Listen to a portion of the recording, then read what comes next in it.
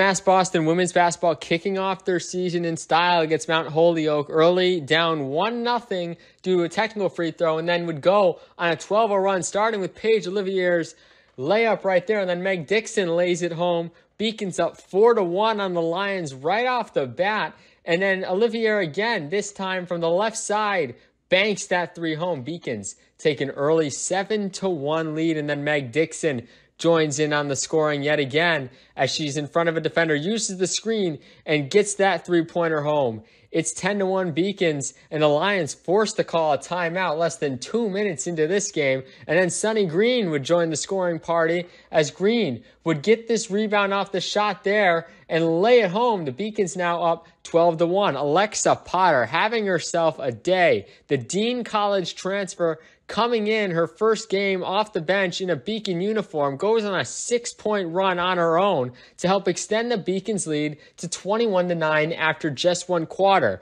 Potter, playing 17 minutes off the bench, went 8 of 11 from the field with 8 rebounds and 18 points. Her and Bevan Jakimmy Pearson from London, England, would have themselves a second quarter to remember, as right here you see Jakimmy Pearson with the layup to help extend the Beacons lead to 27-9. She'd get the and one, miss the layup. And then here we see BJP yet again getting the layup home as Potter feeds her perfectly under the hoop. Beacons extend their lead to 32-13, and then Alexa Potter using all 6 feet of her to grab this rebound, put it home, the and one opportunity, and the Beacons continue to extend their first half lead. And then Jakimmy Pearson again here on transition lays it home. The Beacons just continue to pour it on the Lions here in the first half as Potter yet again, some of her 8 points in this second quarter alone to just help the Beacons really put it away in the first half.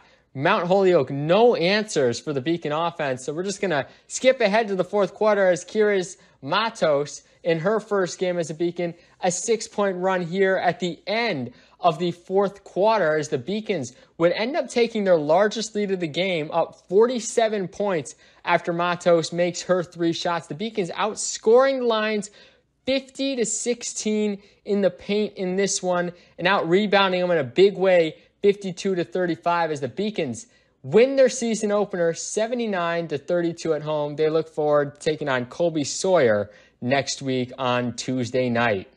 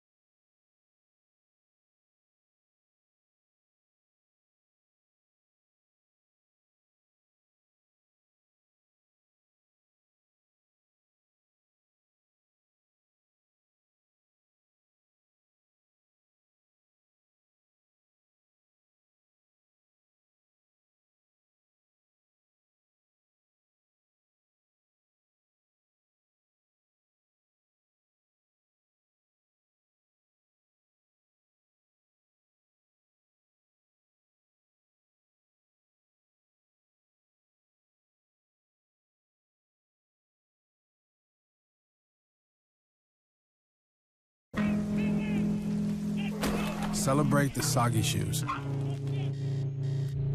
and the slow starts.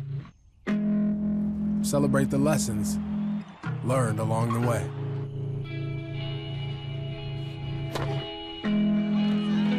These are the wins. Not the shiny, nail-biting kind. These are the last a lifetime kind.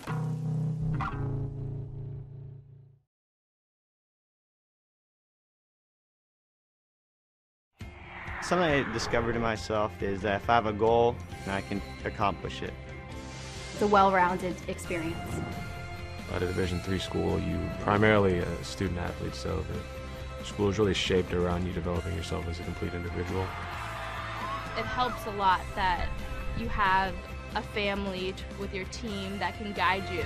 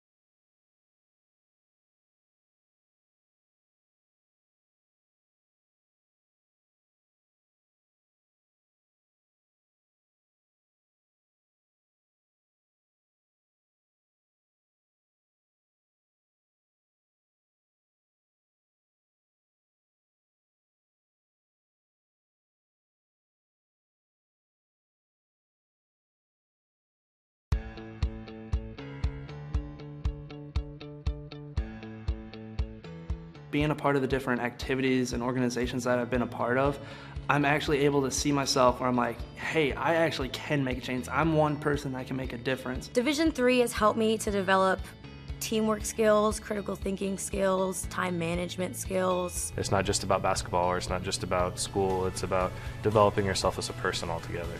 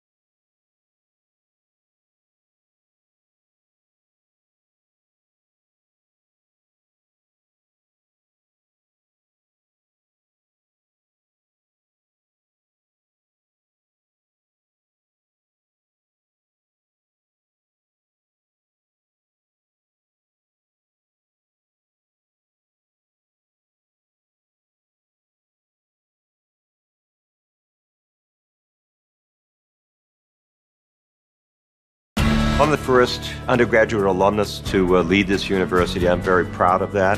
I was literally able to transform my life because of the University of Massachusetts, and I want that for every single student that walks through the door.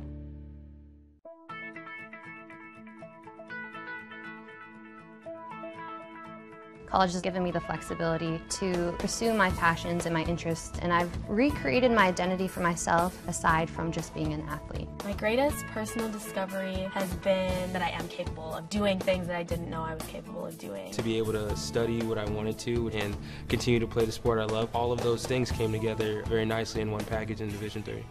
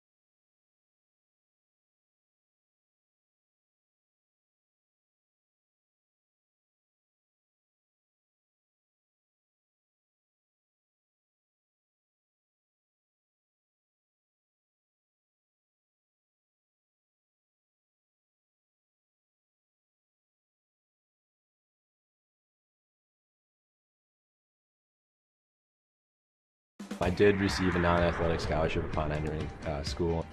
I got the presidential scholarship, which was huge for me. I think there's more opportunities for academic scholarships in Division III. I did receive academic scholarships. Just being involved on campus, being a leader, all those things combined kind of get me recognized. It's a great experience for me.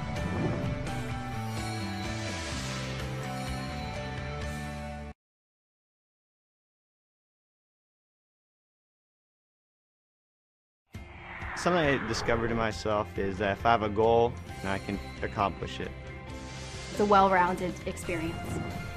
At a Division III school, you primarily a student athlete, so the school is really shaped around you developing yourself as a complete individual. It helps a lot that you have a family with your team that can guide you.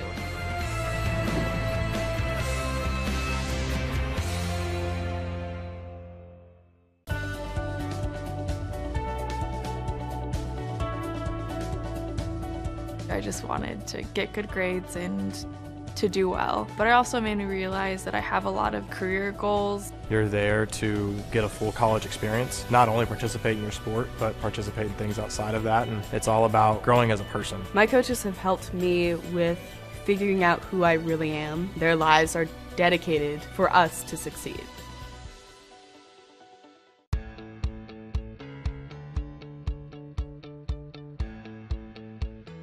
Being a part of the different activities and organizations that I've been a part of, I'm actually able to see myself where I'm like, hey, I actually can make a change. I'm one person that can make a difference. Division III has helped me to develop teamwork skills, critical thinking skills, time management skills. It's not just about basketball, or it's not just about school, it's about developing yourself as a person altogether.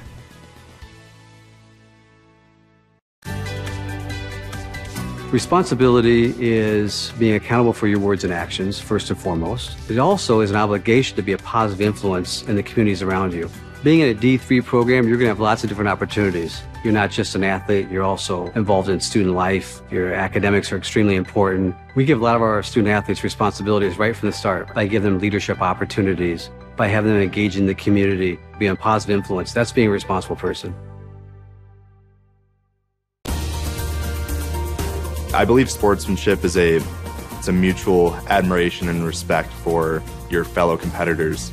We all go through a lot to reach the point where we compete against one another. It's important to realize that. So once we're finally on the field or on the court or on the starting block, we look at each other as fellow human beings and not just competitors. Being able to recognize the hard work that other athletes are putting in creates a more positive and inclusive environment. Comprehensive learning is being able to adapt to experiences and apply the things that I learned. Being an athlete and juggling academics helped me grow as a person, and things that I've learned, I was able to apply it in another field, putting them into everyday life. Developing comprehensive learning helped me prioritize certain things to make sure I get to where I want to be. Paris changed my life, and I got there through UMass. Those very specific seminal moments in Paris, the subway. A man in a tuxedo walked in, and a woman in a long gown. And it was stunning. It all hit me. It was like a lightning bolt. There was this world of beauty and style that I wanted to be a part of. That was the beginning of the journey. And that all came through the University of Massachusetts. And that was really a key moment for me. That's one of those moments you never forget. The University of Massachusetts Boston. It's just minutes from downtown, and the Princeton Review calls it one of the best values in the country. A nationally recognized institution of academic excellence and research, UMass Boston offers more than 150 undergraduate and graduate programs, 16 Division III sports, and more than 100 student organizations. To learn more about the opportunities waiting for you at UMass Boston, visit in person or online. UMass Boston, a research university with a teaching soul. Celebrate the soggy shoes and the slow starts. Celebrate the lessons learned along the way.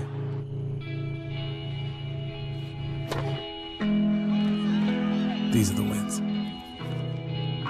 Not the shiny nail-biting kind. These are the last a lifetime kind.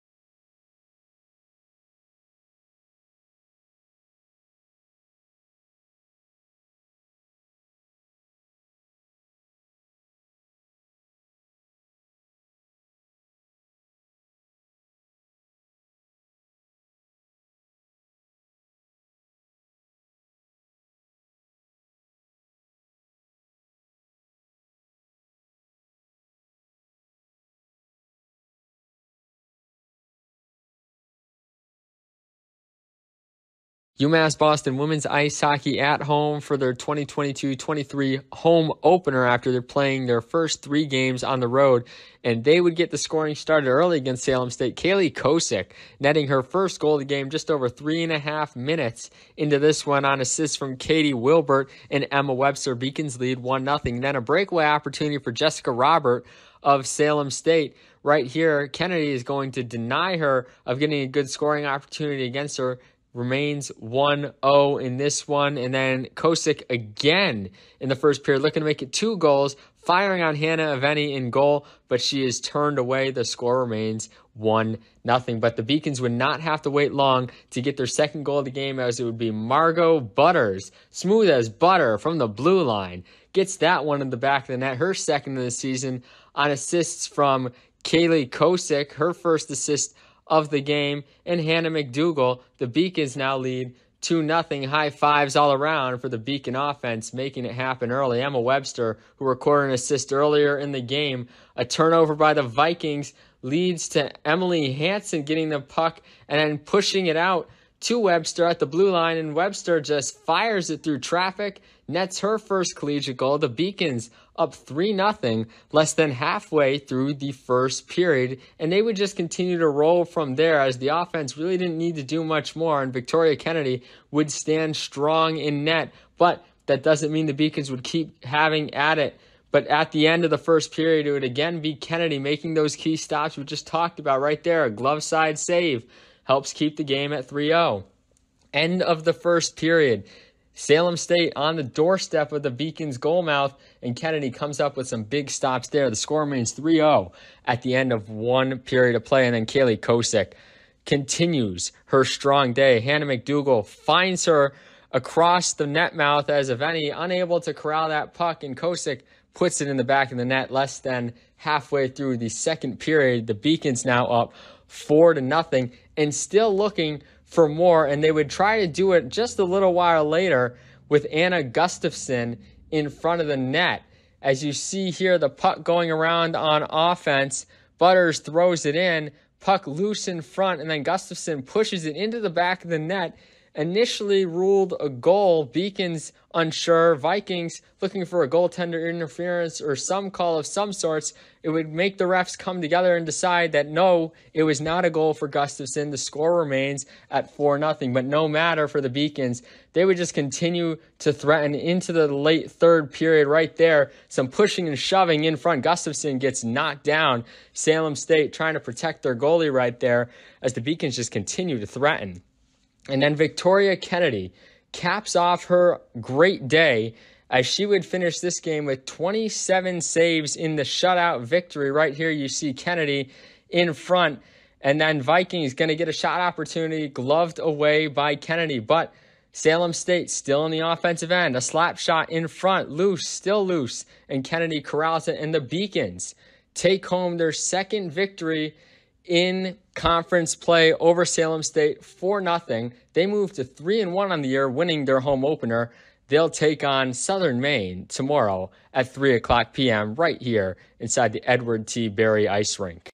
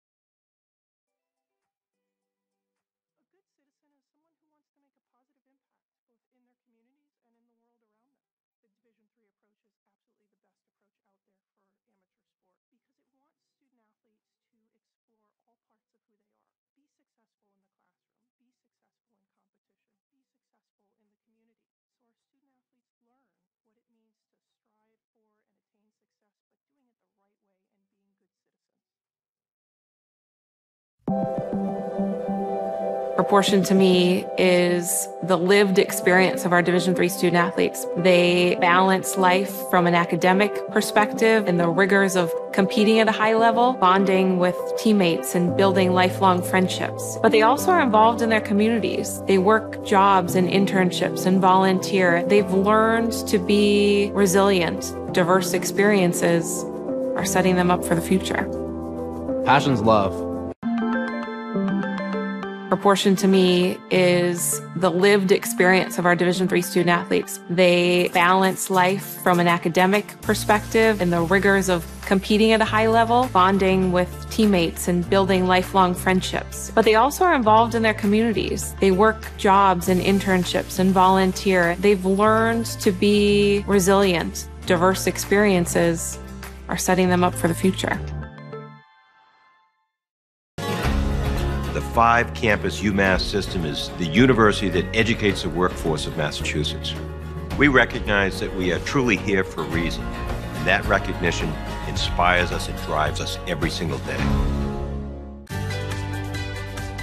Responsibility is being accountable for your words and actions, first and foremost. It also is an obligation to be a positive influence in the communities around you.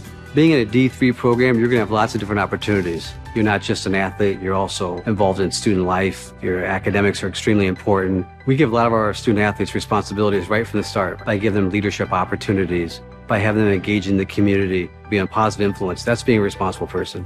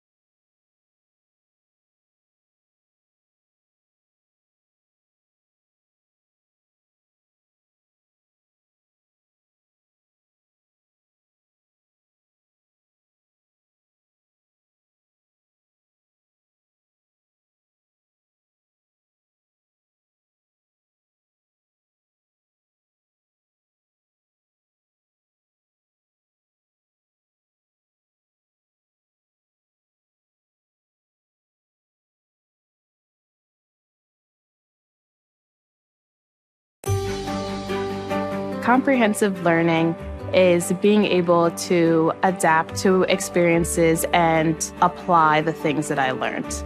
Being an athlete and juggling academics helped me grow as a person, and things that I've learned, I was able to apply it in another field, putting them into everyday life. Developing comprehensive learning helped me prioritize certain things to make sure I get to where I want to be. Paris changed my life, and I got there through UMass. Those very specific seminal moments in Paris, the subway. A man in a tuxedo walked in, and a woman in a long gown. And it was stunning. It all hit me. It was like a lightning bolt. There was this world of beauty and style that I wanted to be a part of. That was the beginning of the journey. And that all came through the University of Massachusetts. And that was really a key moment for me. That's one of those moments you never forget.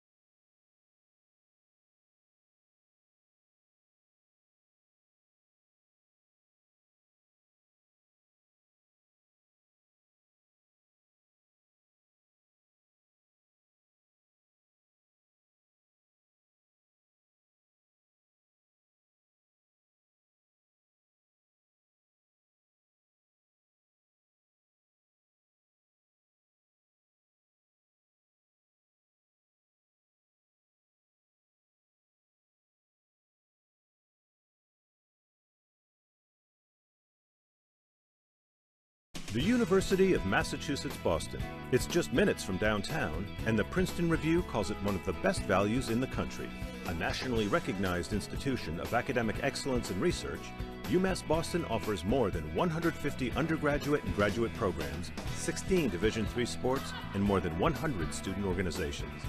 To learn more about the opportunities waiting for you at UMass Boston, visit in person or online.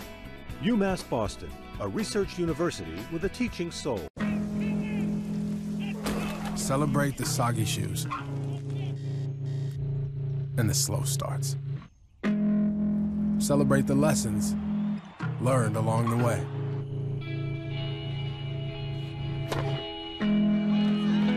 These are the wins. Not the shiny, nail-biting kind. These are the last a lifetime kind. Something I discovered in myself is that if I have a goal, then I can accomplish it. It's a well-rounded experience. At a Division III school, you primarily a student athlete, so the school is really shaped around you developing yourself as a complete individual. It helps a lot that you have a family with your team that can guide you.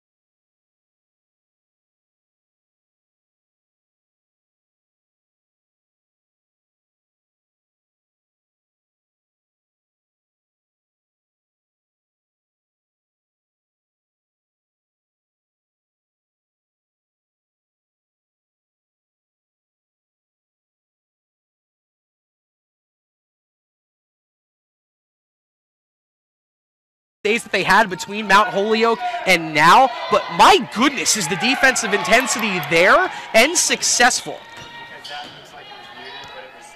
22 turnovers now forced by the Beacons, and they've committed just, I believe, 5 is what that said. That 3 off by Jensen. Farina fought there. She almost kept that ball in. It is off the Beacons. And we have a sub re-entering the contest, and it's up to this point kind of the go-to offensive player, Megan Molitieri. Yes. And if you're just tuning in from the UMass Boston side, this should surprise you. I'm assuming if you follow the Chargers, you're well aware of what Molitieri is capable of. We saw a player that averaged 2 points per game playing 11 minutes per contest. Yes. She looks like Steph Curry out there, to be honest with you. But a steal here. Sabela Jensen in front of the pack. Can the freshman finish? Yes, she does with the left hand. And the Beacons first to 50. They're up by 13. Sabela Jensen, another big defensive play. The freshmen are really on the prowl defensively, and they're still ramping up the intensity here. Step back 3, Perrott, no good, and the rebound goes to Sabela Jensen. How about Sabela, the true freshman, wanting to put her stamp on this contest? Making an incredible impact in her first start of her career. Farina directing traffic now. Looks over to Brigham. Brigham picks up the dribble. Traffic underneath.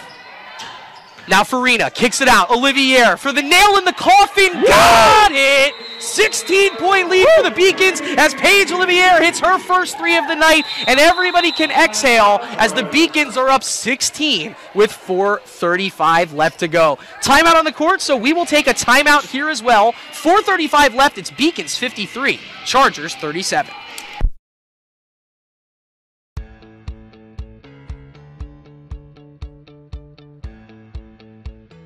Being a part of the different activities and organizations that I've been a part of, I'm actually able to see myself where I'm like, hey, I actually can make a change. I'm one person that can make a difference. Division III has helped me to develop teamwork skills, critical thinking skills, time management skills. It's not just about basketball, or it's not just about school, it's about developing yourself as a person altogether.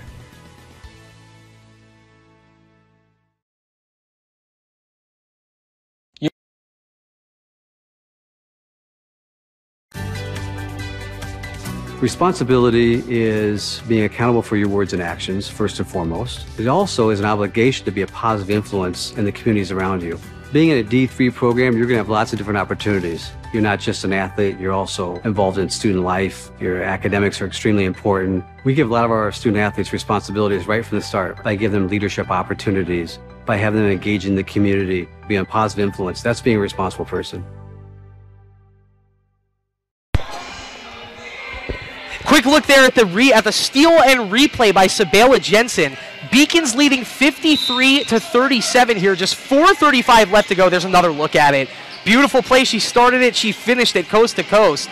Sunny Green back into the contest now with 4 fouls. Meg Dixon still on the bench. And Sierra Brigham still out on the floor in the middle of a very big 16-minute performance. She's yet to score, but her 3 rebounds, 1 assist, and 1 steal have more than contributed. Yes, and the impact on defense on every possession is incredible.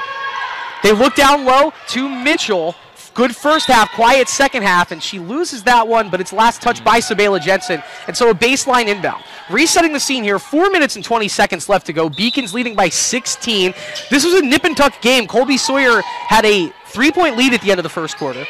The Beacons had a 5-point lead at halftime, but that was only because of the 50-foot half-court buzzer beater. And don't count that basket. It's a traveling violation against Gabby Lucertini. Now, that buzzer beater made it 27-22. You could feel the momentum that the Beacons had. But I don't think you knew that it would just lead to this explosion out of the gates and then the subsequent defensive pressure effort as well by the Beaks in the second half. Absolutely. It's been a story of 2 halves for the Beacons tonight. Just an incredible improvement to the second half. Olivier, dribble drive, gets some contact on the play, doesn't knock off Paige's course at all, and the Beacons now, their largest lead of the night, 18 points, as it's 55-37. It's amazing. It felt so close just a moment ago, but the Beacons widening the gap now. Spinning it around the perimeter now, looking for any options. Marissa Holt has 9 points tonight. She'll go all the way back to Gabby Lucertini, as now Colby-Sawyer playing for pride and maybe some stats at this point. Yes. They look around to Holt. She's got 3 threes on the night. I think she's probably going to want to launch here, and she's blocked by Sunny Green. If you're just joining us, Sunny Green was the player of the first half with 12 and 6, and now she's got 15 points. And now Paige Olivier has, that would have been 7 in a row for Paige, but Green follows it up with the rebound. Back up top to Farina. Farina asking for Olivier to cut across. They look at Brigham. 9 on the shot clock here. Farina thought about it, puts it on the deck. Olivier wants it. 4 on the shot clock. Farina's probably going to have to launch into one here. Instead, it's a driving runner, well taken by Carrie Ann to beat the shot clock. And Paige almost gets the rebound there. Instead, we'll go back the other way. As a traveling violation committed by Courtney Brewster. Looked like was that the pressure of Farina on that? Well, it looked like the Chargers didn't know that it wasn't a shot clock violation. It looked like they were taking their time to get into the play, and then Farina was right in the way when they threw that ball, causing the travel. 5 on the floor right now for the Beacons. It's Sabela Jensen, Sunny Green, Paige Olivier, Carrie Ann Farina, and Sierra Brigham. Emily Parent back onto the floor for Colby-Sawyer. 2:40 on a running clock here is Farina. 14 points, enjoying a phenomenal night. Give her 2 more. Max, she is now the leading scorer for the Beacons with 16 points. Who would have thunk that coming into action tonight? 2 points in the first game as a starter. And then tonight, the leading scorer for the Beacons. This is all credit to our producer, Michael Vesci. He pointed her out. She was going to be the player to watch tonight. I don't think any of us predicted a night like this, but it's continuing for Farina now, who is the game's high scorer with 16 points. Great drive there from Parent, but she misses the layup. That's another Paige Olivier rebound. They look up, that ball is tipped, it gets to Jensen. Olivier's got the hot hand, thought about it, and the Beaks will reset here. Probably the wise decision. You're up 20. No need to rush. This game is decided. The Beacons are going to move to 2-0 on the season with this win. But one more highlight play, baby. Yes! Yeah. Brigham to Jensen. That is freshman to freshman. And if Sabela Jensen hadn't already carved out her role as this team's 6th man, that's officially hers now. It is. And Sierra Brigham with an excellent find. She's done everything else on the court tonight, and now she has an assist. Beacons stretch the largest lead of the game to 22. That 3 is good for Emily Parent. Sharp shooter. She came into this game shooting 5 of 12 from beyond the arc, and that's going to look nice on her stat sheet after this game comes to an end. Could have been a point of pride for the Beacons to say that they hadn't allowed 40 in either of their first 2 games, but I think they'll take it. You said it, not me. My head was there too. But 39, 34, and 40 respectively. That's a great look as it is right now. Farina stops. Why not another 2? No, it misses long. Rebound by Molitieri, enjoying a really nice game for the sophomore. And she'll bring it up for Colby-Sawyer. 5 rebounds to go along with 7 points for Molitieri. She misses on that drive. Brigham again with a solid defense. Absolutely. This will probably be the last possession for the Beacons here if they're able to run down most of the shot clock. Still just 59 points, so maybe 60 points is the goal here for the Beaks, as that is the 4th foul of the 4th quarter committed by Colby-Sawyer. So one more Chargers foul, and at least if that happens, the Beaks might get to test it out at the free throw line. Grace Lister back into the contest here for Colby-Sawyer. Lister, Parent, Panagrosso, Molitieri, and Marissa Holt, the 5 on the floor for Colby-Sawyer. Sabela Jensen to Paige Olivier. Open 3 for 60. It's short. Green crashes in and keeps it alive. Saves it to Brigham. Brigham kicks it back out for Farina. Saves it over to Green. Green has a cutting Jensen. Look at this ball moving. Oh, couldn't get the rebound to fall. But I know Coach Jacobs is going to save that clip and show the girl, hey, this is what happens when you just move the ball to each other. Absolutely. And look at that hustle in the 40th minute of this contest to just try and get the 60th point. Parent, she's enjoying a nice second half, drives around, and the foul committed by Paige Olivier. And this would have been a very scary sentence 5 minutes ago. There are 3 Beacons with 3 personal fouls in this contest, but we don't have to worry about a 15.5 left. Opportunity for 2 more points for Emily Parent, the senior out of Oakland, Maine.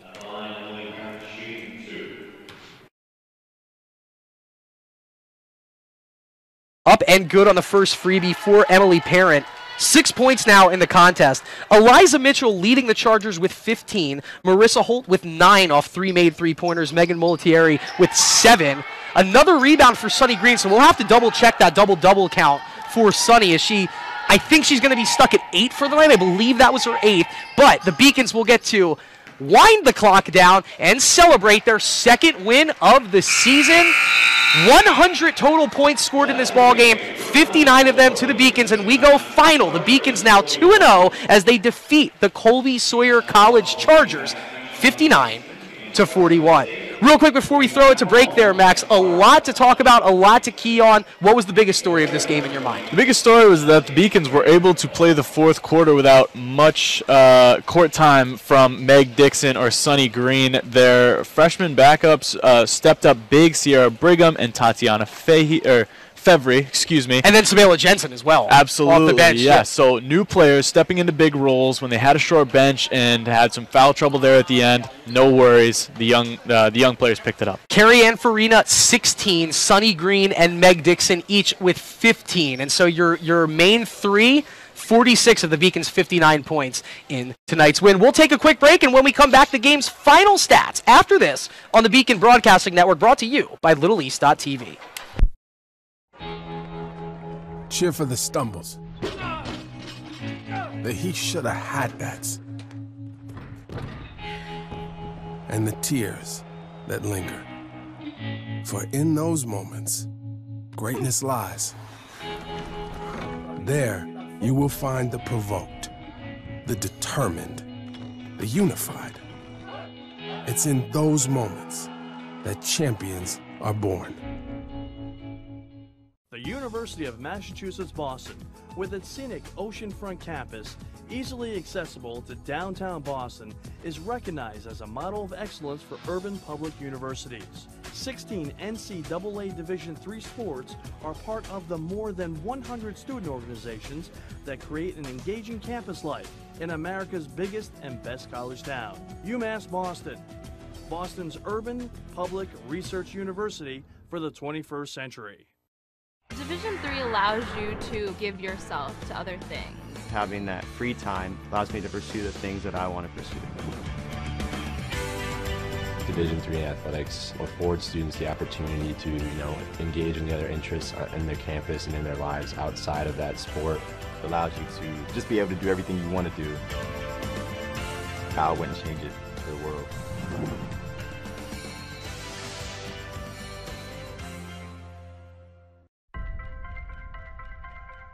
I'm a Division III student athlete, and I know how powerful words can be.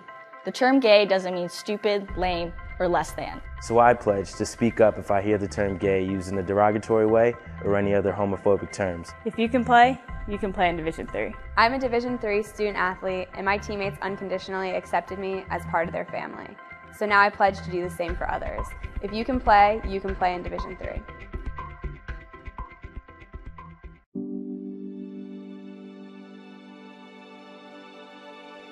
What separates UMass Boston from other schools is the fact that a large percentage of students commute. For me, it takes 2 hours each day to go to and from school, but every second has been worth it because the students that come here are serious about learning, they value their education, and understand where it'll take them in the future. This is what UMass Boston means to me.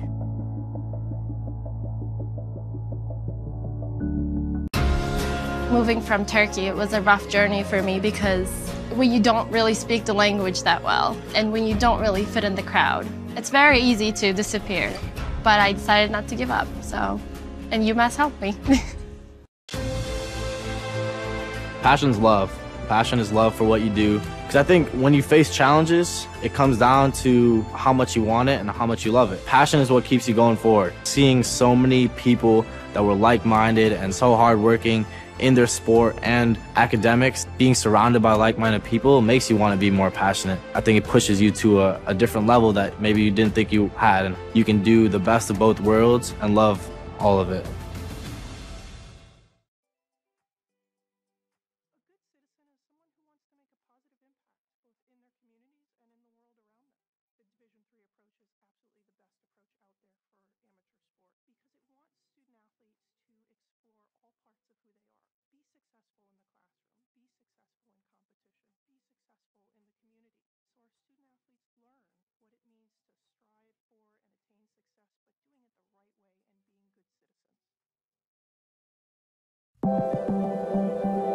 Proportion to me is the lived experience of our Division III student athletes. They balance life from an academic perspective and the rigors of competing at a high level, bonding with teammates and building lifelong friendships. But they also are involved in their communities. They work jobs and internships and volunteer. They've learned to be resilient diverse experiences are setting them up for the future.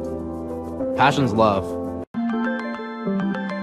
Proportion to me is the lived experience of our Division III student athletes. They balance life from an academic perspective and the rigors of competing at a high level, bonding with teammates and building lifelong friendships. But they also are involved in their communities. They work jobs and internships and volunteer. They've learned to be resilient. Diverse experiences are setting them up for the future.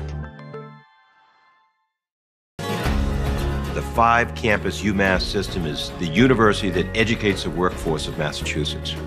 We recognize that we are truly here for a reason, and that recognition inspires us and drives us every single day. Responsibility is being accountable for your words and actions, first and foremost. It also is an obligation to be a positive influence in the communities around you.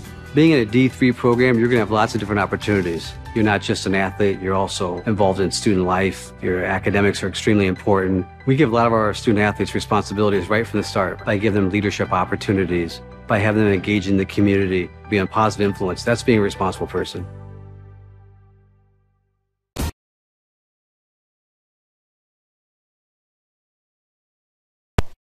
We are back here from inside the Clark Athletic Center. Beacons 49, Chargers 41. That's the final score. I'm Chris Del Sordo. He's Max Clifford. And Max, now the Beacons 2-0 on the season. And as we look at the final stats here, some room for improvement shooting-wise. It must be nice. It's got to be nice seeing an 18-point win when you're only shooting 32%. Definitely, and it was a different story from the first half to the second half, or really from the first quarter to the second quarter. Field goal percentage 19% in the first quarter, 33% in the second quarter, and for three-point shots, 6.7 in the first and 37.5 in the second. Speaking about three-point shooting, when you look at the screen right there, that's what kept the Chargers in this contest. They do go, when you boil it down, 3 of 8. They go 6 of 16 from beyond the arc, and the Beacons just 21.2% from beyond the arc. Didn't hurt them. What hurt the Chargers was that 47.1% at the line. It seemed like they missed 2 freebies at a lot of opportunities to keep the game close. And it felt like a close game for the first 25 minutes. Then you look up and there's 8 minutes left in the game and all of a sudden the Beacons are up 20. Right. That was the free throw line right there. The Beacons get outboarded by Colby-Sawyer 43-34, but the bottom line here is on the bottom line on your screen right now. The Beacons defense was swarming around the perimeter. They force 8 times the amount of turnovers they commit. They win the turnover battle 24-3. Not a football score, a turnover stat score. You don't need that many rebounds when you're causing turnovers on every single possession, and the other team can't get a shot. The 2 players that caused the most turnovers, you're going to hear us say their names quite a bit. Let's bring up the individual final team leaders here. The 2 players up today for the Beacons, Carrie-Ann Farina and Sunny Green, and let's take a look at the nights they had. It was Carrie-Ann Farina and Sunny Green pacing the Beacons 16 points and 15 respectively. Meg Dixon, not short Meg here, she scored 13 as well, but the first half it was all Sunny, the second half it was all Carrie-Ann, and Meg just kind of filled in the spots that the Beacons needed. Right Absolutely, a 3-headed monster for sure for the Beacons. And we do have our first double-double of the season as Sunny Green goes 15 and 10. We do. Sound the alarm, 15 and 10 for Sunny Green, an incredible performance. She put up numbers on every possession she was putting in work. Sunny Green, 3 steals, Carrie-Ann Farina, 4 assists, and 2 blocks. So if you want to look to 2 Beacons that carry the torch, it's right in front of you, Carrie-Ann Farina and Sunny Green. Real quick, Eliza Mitchell, great night statistically, kind of came up short there in the fourth quarter when they kept calling her number, but she does go for 15 and 8 down low as the true freshman. Yes. And Courtney Brewster, on the other hand, expected a lot out of her 11 points per contest.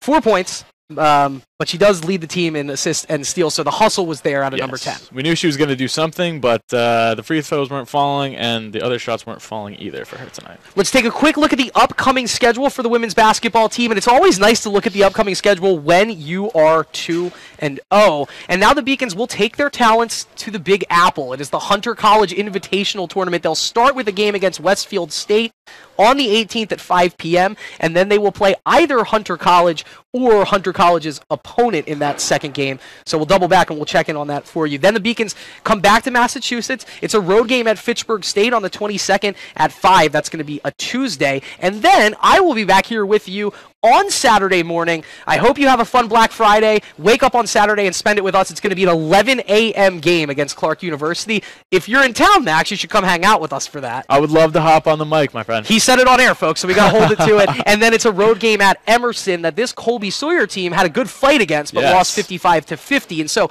there you go, 5 games, and that'll really test the Beacons' mettle. Are they a team to be contended with in the LEC, or are they the team that the coach has predicted to go 5th in the conference? This stretch will prove it right there. Well, I like what I see early, that's for sure. And I like what I've seen out of you, Max. This was a great debut for Max Clifford in the broadcasting career, and I'm glad the Beacons got to give you a 19-point win in the process. You know what? I appreciate them showing up for my first game. I know it was special for them as it was for me. All right, let's wrap it up here. We couldn't have had this broadcast without the help of Max and the rest of our Beacon Broadcasting Network crew. Michael Vesci, our producer, Tam Landry doing the directing tonight. Georgia Bonney was on the camera. The dynamic duo, the Albanos, they seem like they're always here on a broadcast with me, and I need them so much. Gina on graphics tonight. Elena was running the replay. He's Max Clifford. I'm Chris Del Sordo. Guys, congratulations across Beaconville, because great start in the first 2 games. Anything else you want to send the people home with? UMass Boston, women's basketball. Very positive vibes in the early season.